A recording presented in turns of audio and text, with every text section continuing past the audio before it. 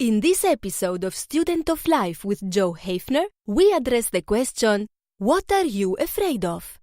Joe will examine good fear versus bad fear, how bad fear blocks you from your potential, 6 strategies for overcoming fear, and much more. For show notes, links, and other resources, please visit studentoflifepodcast.com/12. That's studentoflifepodcast.com/12. Hey everybody, thank you so much for joining me. This is Joe Hafner, and this is the Student of Life podcast. Our goal here is to help people achieve personal and professional fulfillment. And I'm so glad that you joined me. I'm going to start a little differently than I normally do. As long as you're not driving or operating heavy machinery, I want you to close your eyes. And I want you to imagine a scene. I want you to be looking ahead, and in the distance, you can see your vision for your life, for your business. You can see the potential that God's placed in you of all you could be, your best self. And that's out there for you to reach out to and go after. But between you and that potential is a field of just tangled weeds that you're going to have to force your way through and overcome those weeds in order to achieve that vision, to hit those goals, to achieve that potential. And those weeds that are standing between you and all you can be, those are the things in your life that stop you from going after your vision. Those are the things that block you from your dreams and your goals. Those are things like disappointment and doubt and having a lack of resources, not knowing how to operate more in your purpose. If you're in a business, it could be government regulations. It could be brain spin, which we talked about last week, or pinata mind that we talked about last week as well. Negativity, attacks on your energy and your confidence. It could be problems that you're facing and having to solve. Competition. It could be issues with your personal culture or your professional business culture. It could be economic factors. But what I've found for most people, the biggest, baddest weed in the whole field is the weed that we call fear. And when I think of that weed of fear, I think of on my property where I live, we have along the property line where you can sit on the front porch and see it. It's kind of far away, so you don't really, when it's all green, you don't really see weeds growing up in it. But we have forsythia, which have beautiful yellow flowers in the spring. And we have quince, which has beautiful red flowers in the spring. And those are all it's like a giant range of bushes. And there was one day I was walking around the property and I walked up, and buried in the quince and growing up through it was this ginormous weed. It was probably 4 or 5 feet tall. It had all kinds of spines and prickly things on it where you couldn't do anything with it. And I think that's what fear is like in our lives, like that weed. That if I had come across that weed early on when it just started growing, I probably could have just reached down and ripped it out with my hand and thrown it away, and it would have been gone. But because I didn't see it and it was allowed to grow, it got big, it got mean, it got dangerous, really, because I had to go put gloves on and come back out and pull that thing out by the roots. And it was not an easy thing. It was growing up in that quince, and the quince also has thorns in it, so you had to watch out for stuff and it could hurt you. But that's what fear is like for so many people. They let it grow into this weed that's so tall that it's giving you shade from the sun because it's so big on you. And it can be a debilitating thing, fear can be. So as we go through this episode is very important to me because I've spent a lot of time thinking about fear and how fear keeps us from being everything that we were created to be, from achieving our potential, from realizing our vision for ourselves, from being able to spend more time working in our purpose. I would say fear for many people is the biggest impediment to fulfillment in their life. So I've spent a lot of time thinking about how do we overcome fear in our lives. So one of the good things about doing this process is I'm going to give you a little insight into how my mind works and how, when I have an issue that I'm dealing with, how I work through it. So I always start by wanting to know what it is. What's the definition? How do I understand it? Why does it have power over me? And how does understanding it help me to overcome it? When I'm looking at fear, the first thing I want to do is I want to get a good definition of what fear is. So I looked at several different places and I came up with this one. Fear is an unpleasant emotion caused by the belief that someone or something is dangerous, likely to cause pain or a threat. Now, did you hear the key part of that definition? Let me read it again. Fear is an unpleasant emotion caused by the belief that someone or something is dangerous, likely to cause pain or a threat. Did you hear that word, those two words in there, the belief? That means that some fears have to do with someone really is likely to cause pain or a threat, or something is likely to cause that. But many of our fears is we believe that there's going to be pain or a threat, but it's not real. And we allow those beliefs to get in the way of us being able to do the things that we want to do. So if we look at that, if these beliefs can stop us from achieving our goals, why were we created with fear as one of our emotions? Does that make any sense? Well, it does make sense, because if you're walking through the woods and all of a sudden you see a mama grizzly bear and two cubs, if you're smart, you're probably a little fearful and wanting to get away from that. If you come across a burning forest fire, you probably are going to be a little scared of that. In that sense, when it's not just a belief, but there really is something that's a threat to you, fear is a really good emotion to have because it's going to keep you alive. It's a healthy emotion. It's helpful in that case. So we're not going to talk about that kind of fear. We're going to talk about what I call the bad fear. That other one's the good fear. The bad fear is when there's not actually any danger and it keeps us from realizing our potential, that kind of fear. So some people, they're afraid to go flying in an airplane, even though statistically flying in a plane is safer than driving in your car. Whenever there's any list of the major fears that Americans have, number 1 or 2 on the list is always public speaking. Public speaking can be terrifying for some people, but there's really no danger there. You might believe that there's danger, but there's really not. If you're in a business where you need to get in front of clients or you need to get in front of groups of people to sell whatever you're selling, that can really keep you from achieving your goals in your business, being afraid to speak in public. When we have those fears that won't harm us, they're a barrier to reaching our goals. And it's that belief that there's danger there that keeps us from moving forward. Bad fear is what I want to focus on today, because those are the things that we generally need to overcome to be able to have fulfillment in our lives and achieve the things we want to achieve. So where does fear come from? There's like 4 areas that cause fear that I've been able to identify. One is danger, which, like we talked about, if you're sitting on a plane and the captain comes on the cockpit and says, or comes on the overhead and says, "Hello, this is the captain from the cockpit.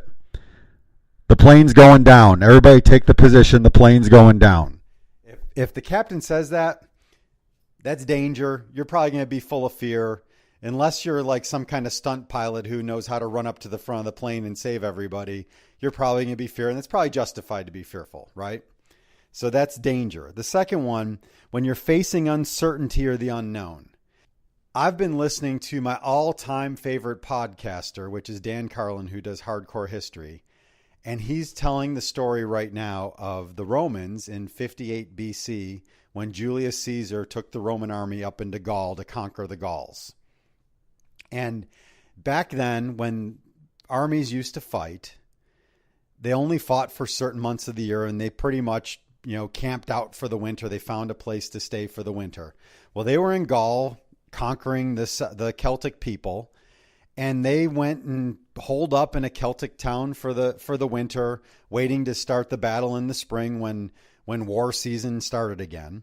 And while they were in that town, Rome was by far the most impressive, finest army in the world at the time, and Julius Caesar was leading them at the time. And while they're in this Celtic town over the winter, they're telling them about these Germanic people who have come in there who were also fighting the Gauls, who the Romans knew they'd be facing when war season came back in the spring. And they were telling them how fierce they were and how scary they were and how everybody just melts when they see them and goes running in the opposite direction.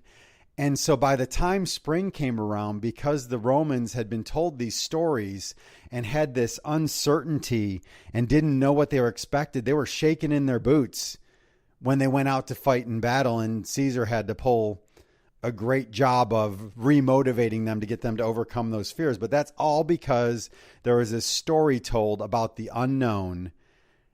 And because they didn't know what was coming, that caused them to be fearful. The belief that something, when you don't know what's coming, your mind can play games with you and make it 10 times worse than it really is. So another thing that causes fear is when you've had a prior bad experience, whether it's your bad experience or someone else's bad experience that you've witnessed. A good example of this is those people who they had a marriage that ended in disaster and horrible divorce, and then they're just scarred for life and won't date anybody else ever again. And it's because they had that bad experience. They're afraid of any other relationship. That's a great example of that kind of fear. And then the final one is ignorance or lack of understanding causes us to fear. When Columbus was sailing in search of the New World, well, actually, he was sailing in search of a path to India to get spices and all that kind of stuff. But when he was going on that trip, there was a prevailing belief at that time that the world was flat, and if you kept sailing, you would sail off the edge.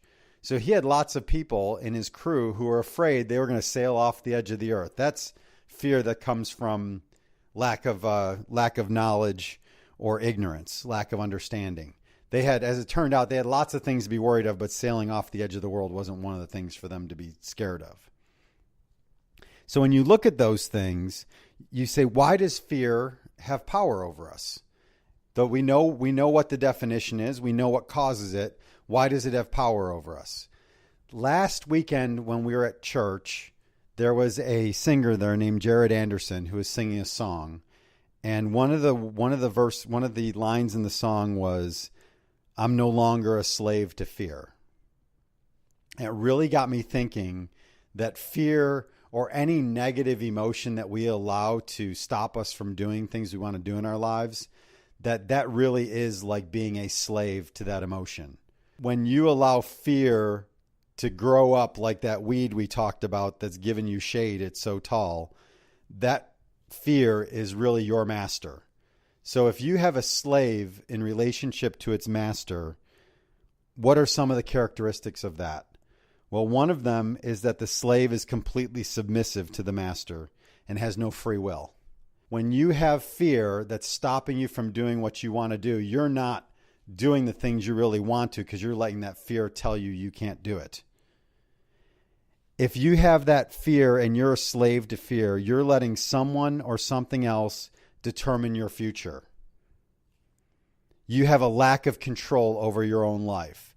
Have you ever had something you've been horribly afraid of that you just refuse to do because you're afraid to try it? Well, that's taking control of your life, letting that fear make decisions for you instead of you deciding to live your life the way you want to. In essence, if fear makes you a slave, that means that it diminishes your freedom. And ultimately, any fear you look at that you allow to impact your ability to go after your vision or to live up to the potential you've placed in yourself, that's going to diminish your freedom. If we look at the 4 freedoms that Dan Sullivan talks about, there's freedom of money, freedom of time, freedom of relationships, and freedom of purpose. So let's talk about for a minute the example I work in real estate and I train lots of agents. And one of the biggest problems agents have is a fear of making prospecting calls. We call it call reluctance. Let's look at how that fear impacts those 4 freedoms. So the freedom of money, that's pretty obvious. If you're afraid to get on the phone and make your prospecting calls, you're not going to do as many deals and you're not going to have as much money.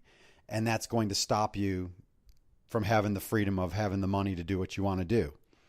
Freedom of time. When you have to do, I see this all the time. People come in, they're supposed to be prospecting. They have a big plan that they're going to do it and they're afraid of it. Next thing you know, they've spent 2 hours looking at Facebook instead of doing it. They've been procrastinating. Fear leads to procrastination, to avoiding doing whatever it is you were supposed to be doing that the fear is keeping you from doing. If you're procrastinating, you're losing your freedom of time because your time is being diminished. Then there's freedom of relationships. If I'm afraid to do my prospecting, that's fewer people I'm going to interact with. That's reducing my sphere of influence. That's shrinking my comfort zone. That's less people that I get the chance to interact with, and then so I don't have as much freedom of relationships. And then freedom of purpose. If you're doing all those other things, you don't have money because you're not making your calls. You don't have time because you're procrastinating, and you don't have the relationships that you could be building by going out and doing what you need to do to prospect. That's going to allow you less time to work in your purpose because you won't have the resources to be able to do it, and you won't have the time to be able to do it. So that shows you how fear has limited your freedom in those situations, because you're worrying about other things instead of working in your purpose or doing any of the other freedoms. So the biggest problem a lot of people have with their fears is that they avoid them, or they won't even admit that they have fear. Have you ever met those people who act like they've got it all together and they're not afraid of anything, yet they never do anything because they don't want to prove to anybody that they have fear to do something? So lying to yourself only makes it worse. Admitting your fear, there's no shame in being afraid. Everyone's afraid at some point. In fact, there's great strength in admitting that you have a fear, and even greater strength in admitting to somebody else that you have a fear. Hiding it, ignoring it, avoiding it, pretending it doesn't exist, that's a sign of weakness. Because if you try to hide from it or pretend it doesn't exist, that just shrinks your comfort zone. That just causes you to have less freedom. And it's really not keeping you from achieving your goals and your dreams. Remember, courage is not the absence of fear. Courage is being afraid but doing it anyway. Have you ever seen the first scene in Saving Private Ryan, where those guys are getting off those boats and the bullets are whizzing? I mean, I've never seen a scene in a movie that is so realistic, where people are falling down and bleeding and bullets whizzing everywhere. Do you think those guys on D-Day were scared? I would be surprised if I heard somebody say they were there and they weren't scared. I would tell you they were lying, because I can't imagine anybody not being scared in that situation. But they had courage, because even though they were scared, they got out of those boats and they stormed the beaches and eventually did what they needed to do to really save freedom in the Western world.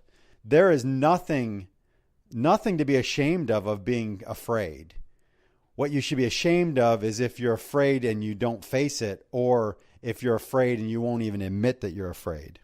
When you refuse to deal with that fear, it rents space in the back of your head, and it becomes a stronghold in your life that keeps you from doing the things that you want to do. Think about your biggest fears in your life. How did they get so large? How long have you avoided confronting them? Have you been carrying around fear for 5 years, 10 years, 20 years, your whole life? If you're carrying around those fears your whole life, they're diminishing your freedom. They're keeping you in places where you don't need to be. And it's time to confront them. It's time to figure out how to get past them. I'm all about helping to not give those fears power anymore. And I have 6 strategies for overcoming fear that I want you to listen to these with me and pick out the one or ones that are going to help you overcome your fears, okay? So the first strategy is what I call reframing. Reframing, well, let's go about it this way. Every clip show, like video clip show you've ever seen, at some point has this video. It's the amusement park with this ride that I think it's called like the slingshot, where it's like this big tall tower, and people are sitting in the chairs and they get shot up into the air.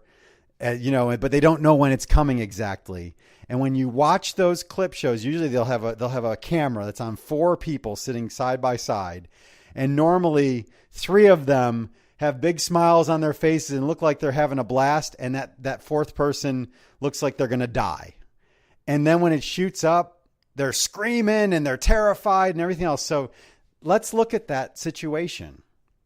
Those four people all experienced the exact same event, yet for three of them, it was the greatest thing that they've ever done. And for the fourth one, it was the most terrifying thing that they've done in some time. The fact of the matter is that physiologically, your body reacts exactly the same to fear as it does to excitement.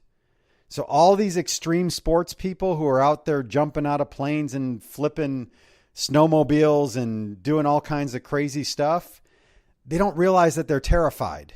Physiologically, they're terrified.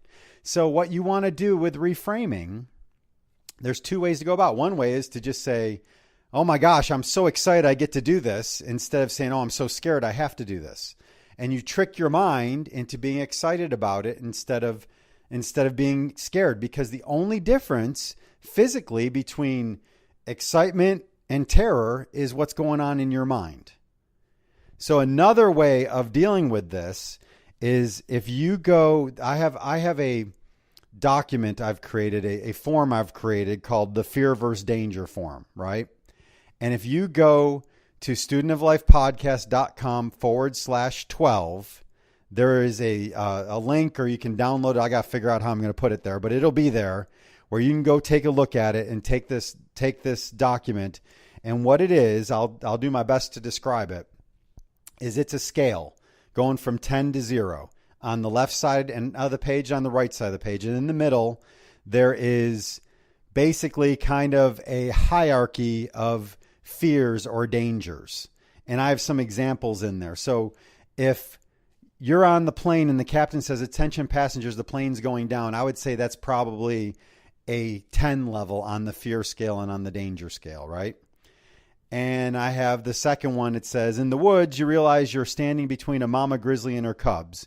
That's probably not as bad as the plane going down, but it's still pretty scary and still pretty dangerous.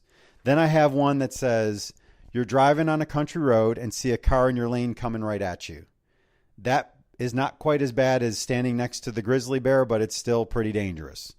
Then I have that you've turned around and you're in the kitchen and you see the pan on your stove is burst into flames. Okay, that's probably not as bad as the car flying at you, but that's still pretty scary. And then the one on the bottom says there's a spider on your arm. Now, I know for some people your fear level's a 10, but really the danger level is probably like a 1 or a 0 with that spider on your arm. So the whole point of this form is on the left side, you have your fears from 0 to 10. 10 being you're absolutely knee-knocking, poop your pants, terrified. 0 meaning that you have no fear whatsoever about it, right? So what you do when you're reframing is you take whatever is you're afraid of and you admit to yourself you're afraid. You admit your level of fear and you fill in on the left side between 0 and 10 what your fear level is. And let's say that we'll go back to my prospecting example, getting on the phone. Let's say that I say, you know what? My fear level on that is a 5. All right, so once you set what your fear level is, then you go to the right side, and the right side is the danger level. So if I'm afraid of calling on the phone and prospecting, and my fear level is a 5, if I'm being honest with myself, I look on the right side, well, my danger level is a 0. I am not going to get hurt calling people on the phone. I might get my feelings hurt, but I have no real danger calling them on the phone. And for some people whose brains work that way, when you look at it and say, well, there's no danger, there's no reason to be fearful, that allows you to have the courage you need to tackle whatever that fear is and attack that fear. So that's all part of reframing, taking your mind and shifting it from fear to excitement, or taking what you think your fear level is and comparing it to the danger level so that you can reframe what it looks like to you and make it something easier for you to attack. The next strategy that I like to have, I want to take you back to 1988 when I was a senior in high school in the Buffalo, New York area. It was May, yeah, thereabouts. We were still in school in May. And a bunch of friends of mine and I, we decided to skip school that day because we were going to Shirkston Beach, which is Ontario, Canada, just over the border from Buffalo, going over the Peace Bridge. Shirkston Beach was on Lake Erie, but also they had a quarry that was filled with water that had a tower on there. Being a bunch of guys who were 17 and 18 years old and full of testosterone, the first thing we did when we arrived at Shirkston Beach was we go run into the tower, climb the tower, and everybody starts jumping in the water off the tower. Now, I remember the tower being 30 or 40 feet tall, but it was probably like 10 or 20 feet tall. I remember getting up there. I was one of the last people on the ladder, so I had to wait on the tower while other people jumped off and looked down. And I remember I was terrified about jumping off that tower, and I just stayed up there. Going back down the ladder was even worse than not jumping off, so I just stayed up there trying to get my courage up to jump off that tower. And eventually, after an hour or so, probably maybe even more than that, but I remember about an hour or so, one of my good friends comes climbing up the ladder and he says, okay, let's jump off together. We'll just say 1, 2, 3, and we'll both run and jump. I said, okay. And we counted 3, we both ran and we jumped in the water. And that's the second strategy, is that there's strength in numbers. If you're afraid of something and you can find someone else to do it with you, that's always a way that can help you to take that leap of faith instead of sitting there scared by yourself. If you can find someone who's knows how, is not afraid of it, to do it with you, that's great. Or if you have someone else who you know is not going to chicken out at the last second, who is afraid of it as well, and the two of you do it together, that is just a great way to overcome the fear and be able to push through it by having that buddy to do it with you. All right, the third strategy is to find a mentor. Whatever you're afraid of, there is a good chance that there's somebody else who has already confronted that fear and lived to tell about it. If you can find somebody else who's already succeeded in what you're afraid of, you can learn from them on how to do it and use that as your springboard to being able to face the fear yourself. And I'll give you a good example.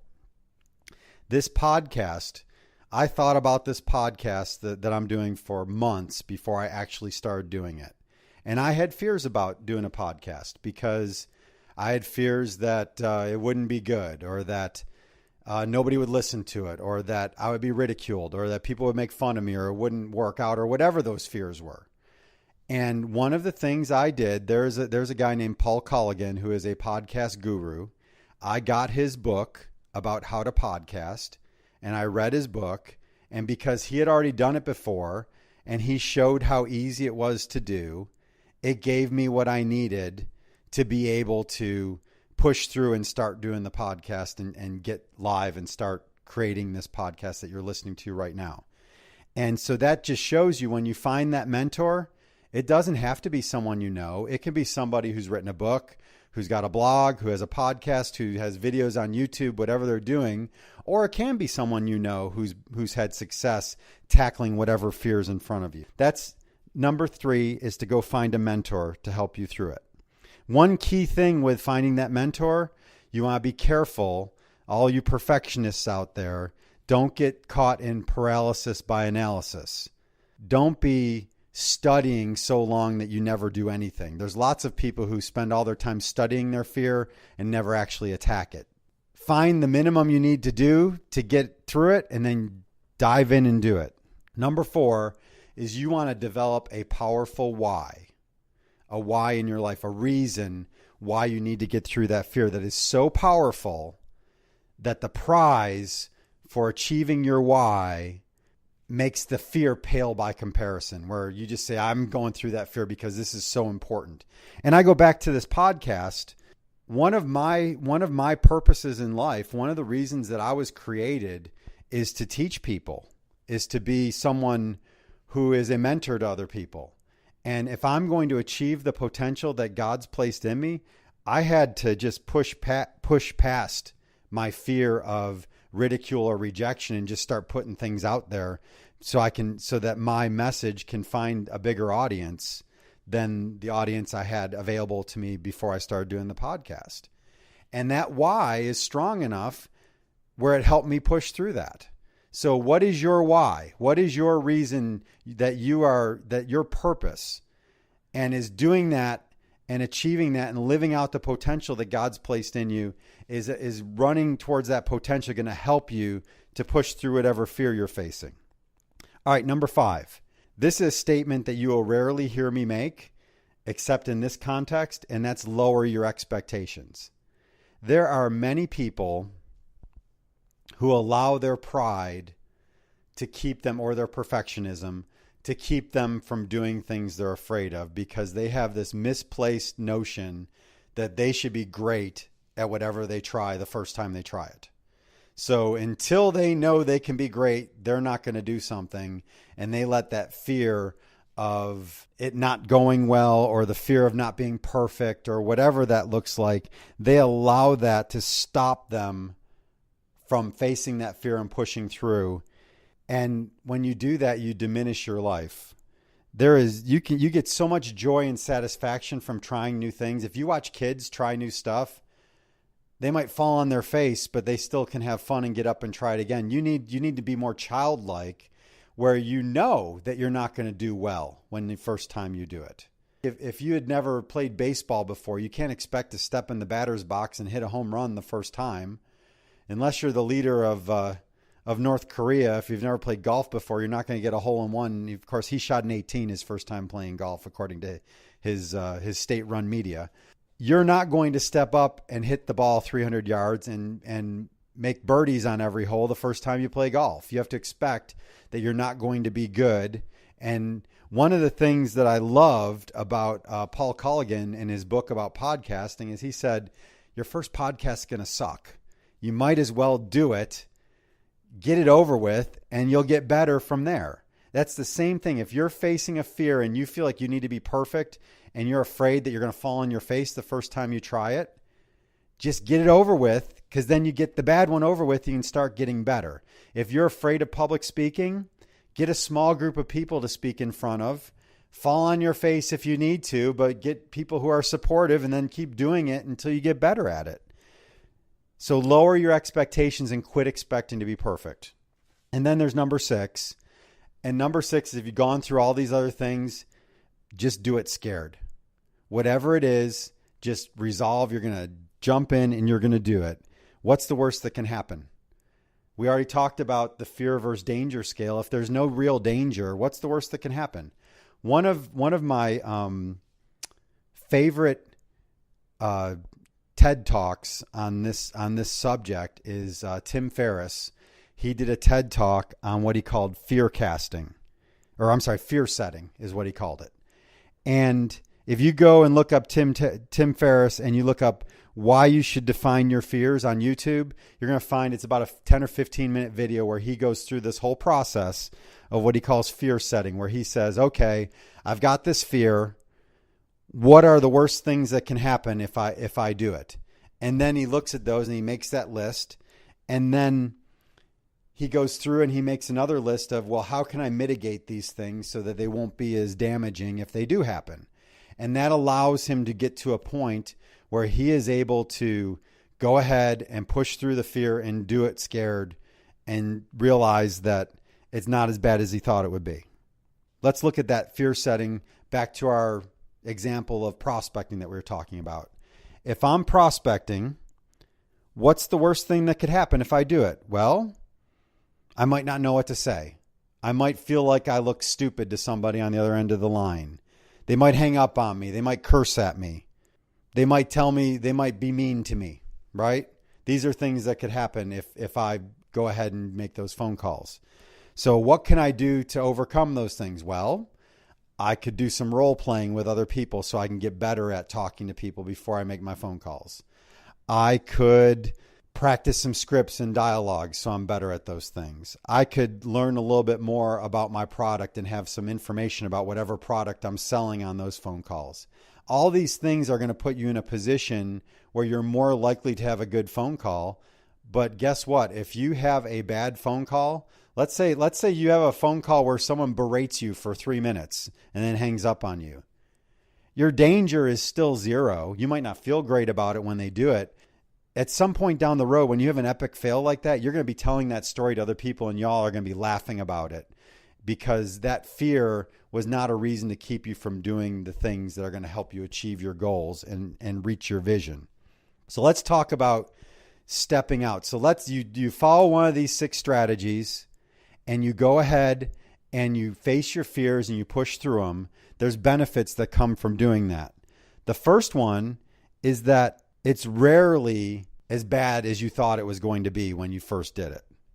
And a great example of that is I had been doing different videos online for a while, and I decided it was time to do a Facebook Live. And for whatever reason, I had this unreasonable fear of doing that Facebook Live video. And I procrastinated an entire day waiting to do it. When I finally did it, in the middle of doing it, I was thinking, man, this is awful. This is not going well at all. But when I watched it back afterward, was it great? No, it wasn't great, but it wasn't some horrible thing. It was mediocre, and then I got better from there. It was not nearly as bad as I feared it would be or as bad as I thought it was as I was doing it. So you're rarely going to end up doing as badly as you thought. Number 2, that sense of accomplishment that you get from pushing through something you've been afraid of, that creates great momentum in your life that allows you to run forward towards other goals and towards achieving your potential. Then there's the whole thing of muscle memory. When you do something and you bust through a fear, you want to do it again as soon as you can after that. If you remember the story I told a little while ago about when I went to Shirkston Beach and was afraid to jump off that tower. That was 1988. Fast forward to, maybe 2012, 2013, where I was in my 40s. And my wife's family, she grew up going to the lake. And her brother had a houseboat, and we were cruising the lake in the houseboat, and all of a sudden they stopped the houseboat, dropped the anchor, and everybody put on some life vests and climbed up to the top of the houseboat and jumped off into the water. And now I hadn't done that in 20, 30 years. And all of a sudden here I am with my life jacket going up on top of the houseboat. And I was a little bit scared about jumping in the water. I didn't have the muscle memory from when I did that all those years ago. I hadn't really jumped off anything like that in all those years. So I got up there and I looked for a second, then I jumped in and I realized it was fun. So first thing I did, I quickly got out of the water and ran up to the top again and jumped in and did it a few more times so that I could get that muscle memory so that fear would never have power over me again.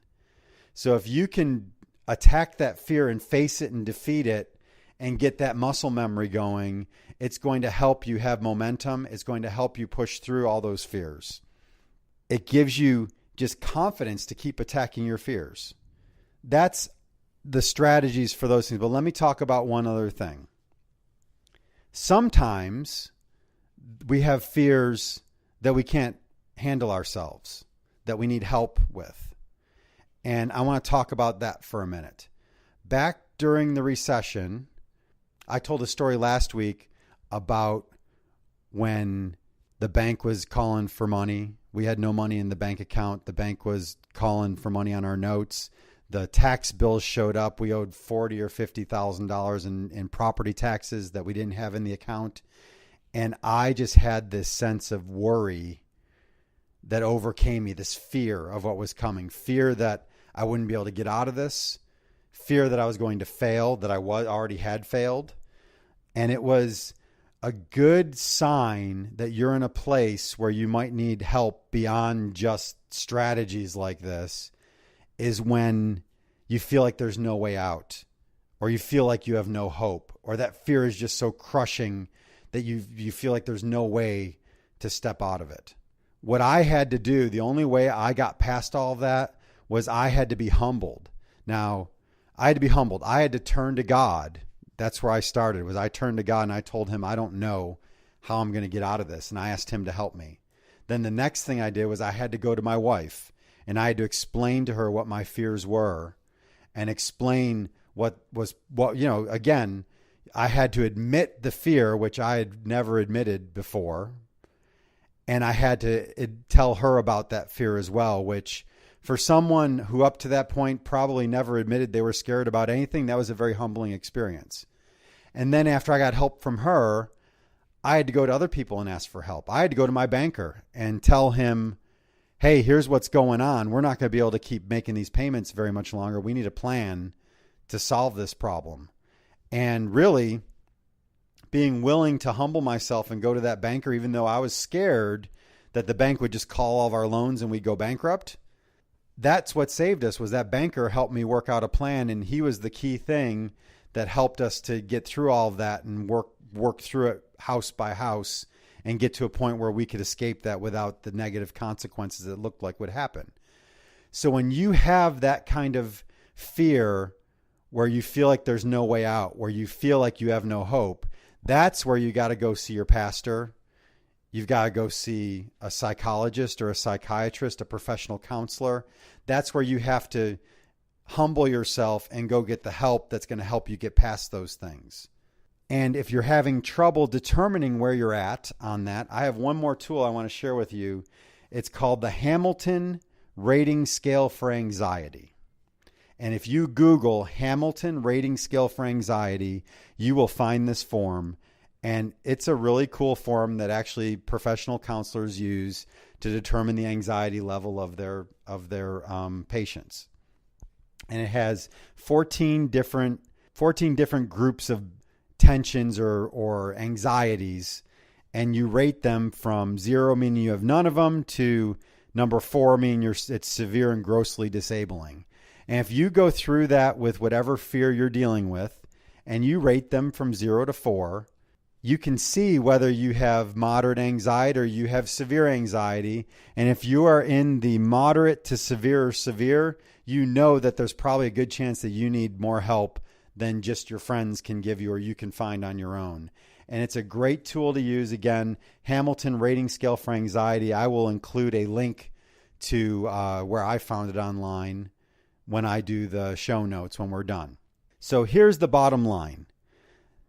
We started by talking about these fears like weeds that grow up really big and really tall to the point where they're towering over you. If you've got fears like that in your life, you need to do whatever you can to chop those things down and get them out of the way, because they are limiting your fulfillment in life. They are limiting your success, and they are diminishing your freedom. And once you get those big fears chopped down, when the little fears show up, you attack them immediately. You rip them out by the root. You get rid of them, and you move, and you keep moving ever forward towards your potential, towards your vision for your life and for your business. And don't let those fear weeds grow up that big again. You just attack them and get rid of them. And that's what's going to help you achieve fulfillment in your life. That's what's going to help you move towards your goals and your dreams in life. Do not let fear stop you from being the best you can be. I really hope that this was something beneficial to you, because fear is one of the biggest, most debilitating factors that keeps people from achieving what they want to in life. This is about success. This is about fulfillment. If you can overcome your fears, you can do anything in life. There is nothing to stop you if you can push past those fears. So I hope what we talked about was beneficial. I hope that if you have severe anxiety or fear of any kind, that you get the help you need to take care of that. And I hope that you won't let fear stop you from anything that you want to do in life.